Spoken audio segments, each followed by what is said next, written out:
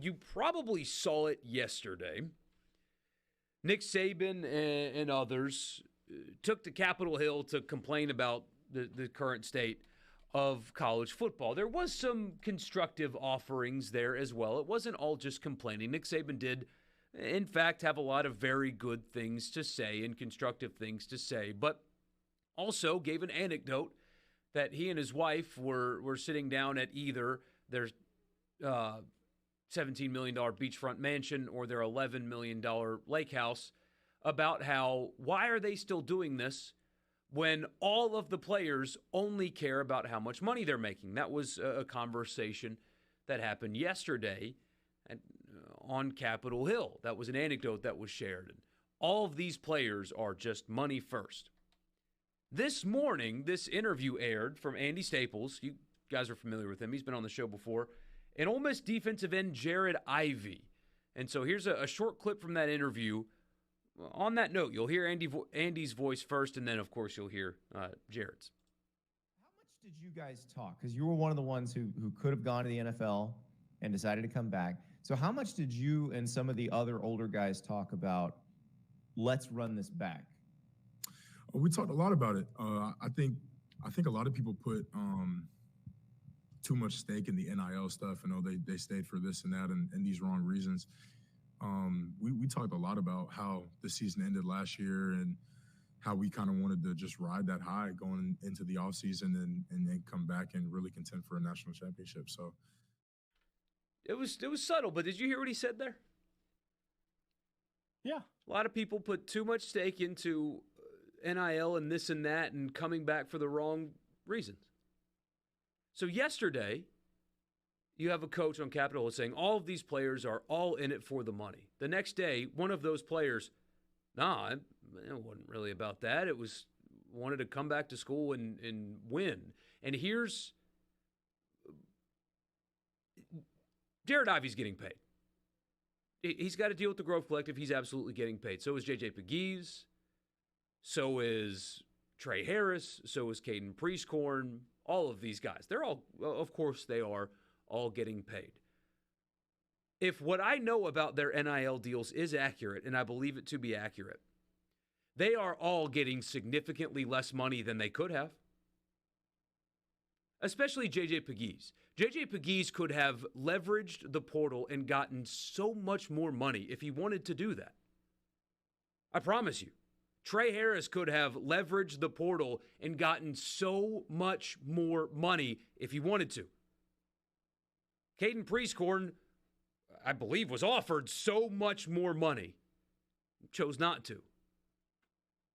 We focus so much on the guys that leave that we never realize how many guys stay. Nathaniel Watson, Jet Johnson at Mississippi State last year. They could have hit the portal.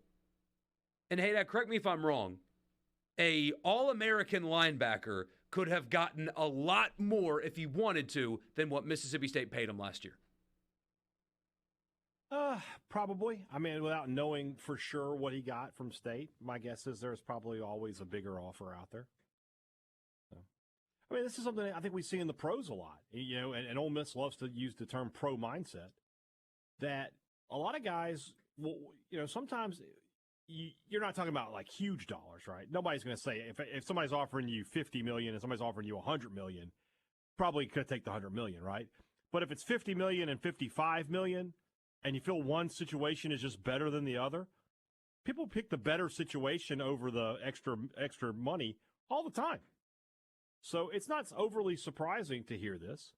You know, of course, as I said, we don't know the numbers that are being thrown about here, and it's possible that I'm sure, like you said, they are getting deals. It's not like they're playing for free here. They are getting deals from the Grove Collective, but yeah, I mean. My guess, the other thing to consider, though, in this is that everybody you just mentioned are the guys who stayed, right? Right. They're always probably going to give you a little bit of the hometown discount. The real NIL money in this transfer class went to the Walter Nolans. It did. And the I can't pronounce Prince's name yet.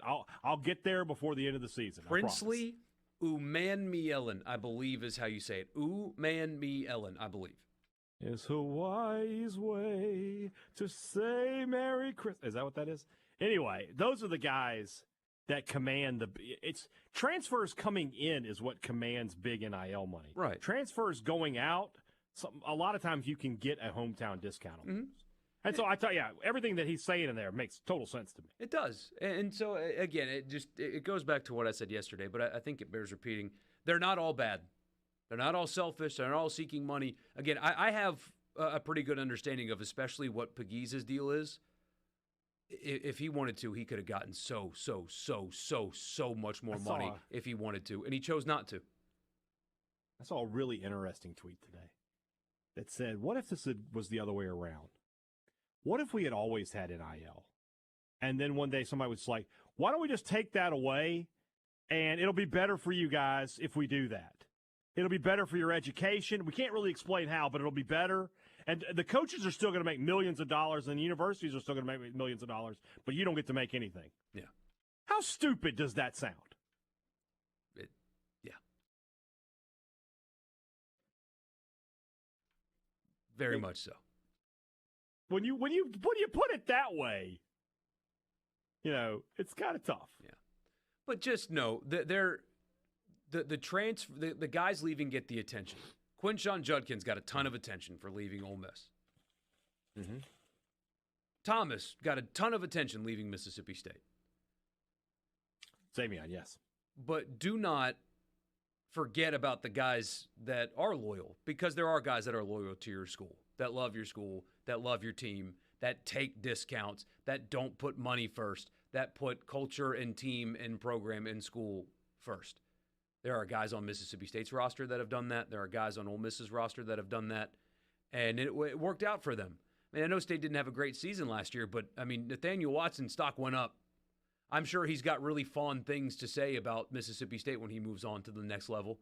He could have left. He chose not to. Jet Johnson could have left. He chose not to. Camryn Richardson kind of left, but he went off to the NFL. But, I mean, all of those guys, for a period of time, were loyal to your school. Jared Ivey's loyal to Ole Miss. J.J. Pegues is loyal to Ole Miss. Jackson Dart, on and on and on. They're not all what Nick Saban described them as yesterday. That's all. Agreed. Long-winded way to say just that. 601-879-4395. Somebody says, I hope Josh Hubbard is loyal. There we go. I'm going to be real tired of talking about that. Yeah, we don't have to.